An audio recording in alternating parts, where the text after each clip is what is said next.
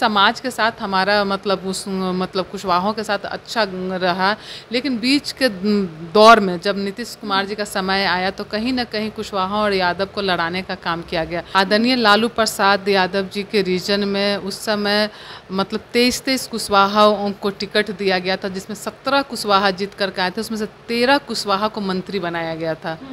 तो ये उस समय भी कुशवाहा लोग के साथ में थे। 2020 में भी देखेंगे कि करीब 16-17 कुशवाहों को टिकट दिया गया था विधानसभा में।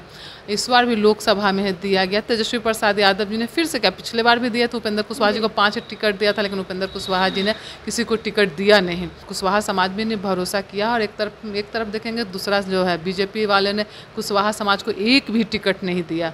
तो कहीं ना कहीं सम्मान तो शुरू से आदरणीय लालू प्रसाद यादव जी करते थे, आदरणीय तेजस्वी प्रसाद यादव जी कर रहे हैं। जब वो 2-3 टिकट मांग रहे थे तो एक टिकट सिर्फ उनको लड़ाया गया, बैक से पवन सिंह को खड़ा कर दिया गया। अगर बीजेपी चाह रही थी तो पवन सिंह इतनी बड़ी हस्ती नहीं है कि वो निर्दलीय लड़ लेते। कहीं ना कहीं साजिश है, ये बिल्कुल साजिश है। तो और उसके ऊपर से अब 2 साल का राज्यसभा भेज करके जो एहसान जताने का जो काम किया गया है, अब उपेंद्र कुशवाहा जी ने खुद से अपनी वजूद को ख़त्म कर लिया है। तो अब जैसे कि अब जिसके अस्तित्व में जो लोग नहीं होते हैं तो उनसे नाराज़गी क्या और खुशी क्या, तो वो खुद का ही वजूद बचा ले, ये हम लोग सब लोग चाहेंगे समाज होने के नाते को। नमस्कार, लाइव बिहार देख रहे हैं आप, आपके साथ मैं स्नेहा गुप्ता। 2025 के विधानसभा चुनाव के पहले तेजस्वी यादव ने सारी तैयारी पूरी कर ली है और इस बार वो कोई मौका नहीं छोड़ेंगे सत्ता पक्ष को जीतने देने का। हमारे साथ खास बातचीत करने के लिए आपको बता दें कि मधु मंजरी जी हैं, लेकिन आपको बताएं कि इनको सीतामढ़ी का प्रभार मिला है। किस तरीके से मैम सबसे पहले इतनी बड़ी जिम्मेदारी मिली है, कैसे देख रही हैं? सबसे पहले तो अपने शीर्ष नेतृत्व आदरणीय लालू प्रसाद यादव जी, आदरणीय तेजस्वी प्रसाद यादव जी, आदरणीय प्रदेश अध्यक्ष जगदानंद सिंह जी को मैं धन्यवाद देना चाहूँगी कि उन्होंने विश्वास जताया।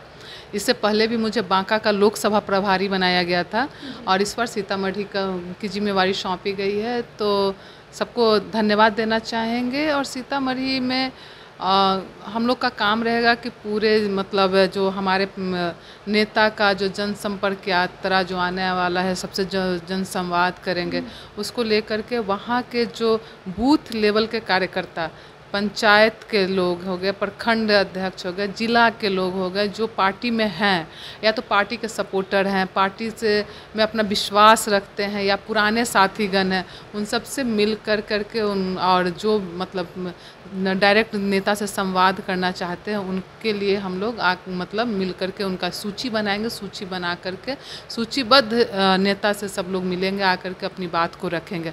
सबसे बड़ी चीज़ है कि नेता का ये आभार देना चाहेंगे कि अक्सर होता है कि हर पार्टी में कि अगर जब किसी कार्यकर्ता को मिलना होता है तो वो तो पहली बात मिल नहीं पाते हैं, और अगर मिलना भी होता है तो उनको दिल्ली या पटना आना पड़ता है।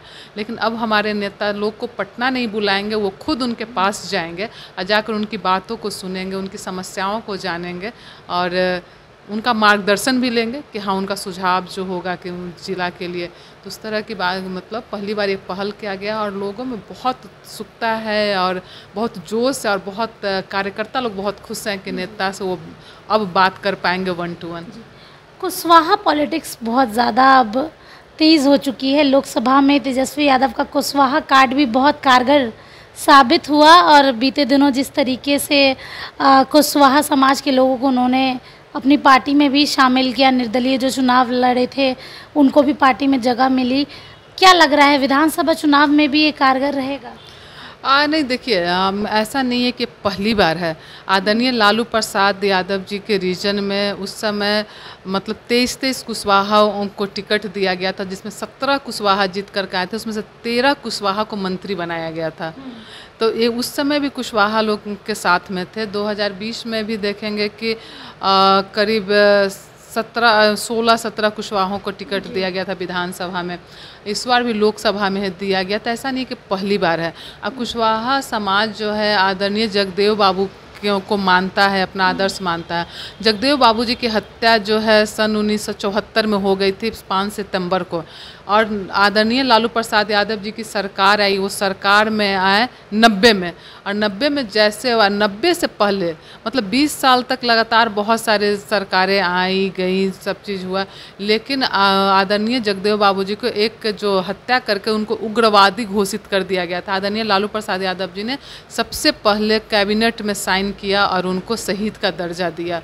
तो उस समय तो आप अगर सोचिए कि कुशवाहा कार्ड खेलना होगा या वोटर को करना होता तो ज़रूरत नहीं थी, क्योंकि सरकार में आ चुके थे, जस्ट उनकी सरकार बनी थी, लेकिन वो मानते थे। इस समाज के साथ हमारा मतलब कुशवाहों के साथ अच्छा रहा, लेकिन बीच के दौर में जब नीतीश कुमार जी का समय आया तो कहीं ना कहीं कुशवाहा और यादव को लड़ाने का काम किया गया कि अगर इनको दोनों को लड़ाया नहीं जाएगा तो इनका जो सत्ता से बाहर नहीं हो पाएंगे।